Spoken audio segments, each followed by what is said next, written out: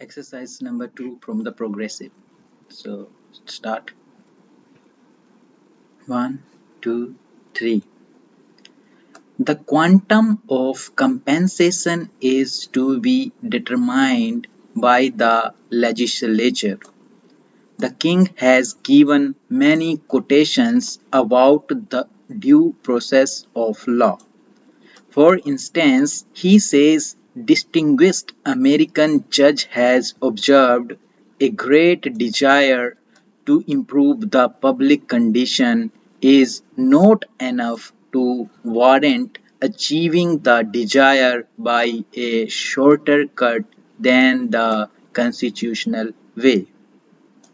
I say that this is the constitutional way and what is proposed is the definite legal and constitutional way of doing it, and we are bearing or amending the constitution in the constitutional way. I do not understand this throwing about of words like expropriation and confiscation and doing things apart from the law. Remember that the sole major change proposed is to make clear one thing which was clear to us at the time this constitution was framed, that is to say, according to the Constitution as it emerged from the Constituent Assembly, the quantum of compensation or the principles governing compensation would be decided by the legislature. This was perfectly clear. It is obvious that those who framed the Constitution failed in giving expression to their wishes accurately and precisely, and thereby the Supreme Court and some other courts have interpreted it in a different way. The Supreme Court is the final authority for interpreting the Constitution. All I can say is that the Constitution was not worded as precisely as the framers of the Constitution intended. What the framers of the Constitution intended is there for anyone to see. All that has been done now is to make that wording more precise and more in accordance with what the framers of the Constitution at that time meant and openly said. I do not therefore understand this measure of excitement and agitation in the people's mind, not in this house, but elsewhere about this matter.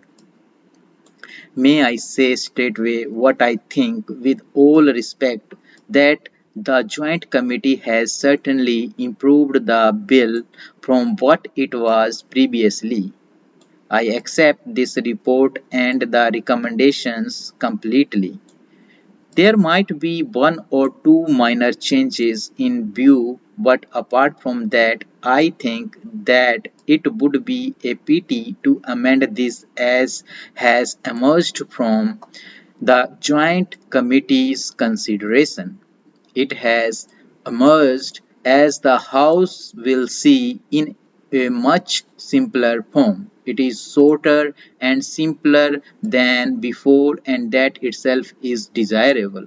The slight change in Article 31(2) makes the point clear, and as a consequence of that change, it has not been necessary to add to many matters there. I should like Parliament to remember these basic things. Here is something that is proposed which is effect and elucidates the Constitution and brings it completely in line with what the makers of the Constitution intended. Unfortunately, they did not do so in clear enough language, and therefore the courts have interpreted it differently. So, first, it is a matter of elucidation.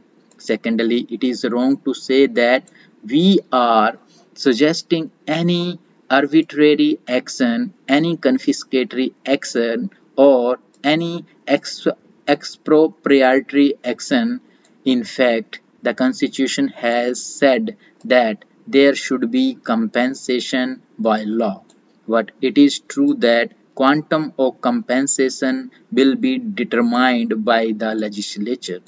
I cannot say offhand what in a particular case the legislature might do, but by and large, if you have to govern this country democratically, you have to trust the legislature not only in this but in 100 other matters of far greater moment.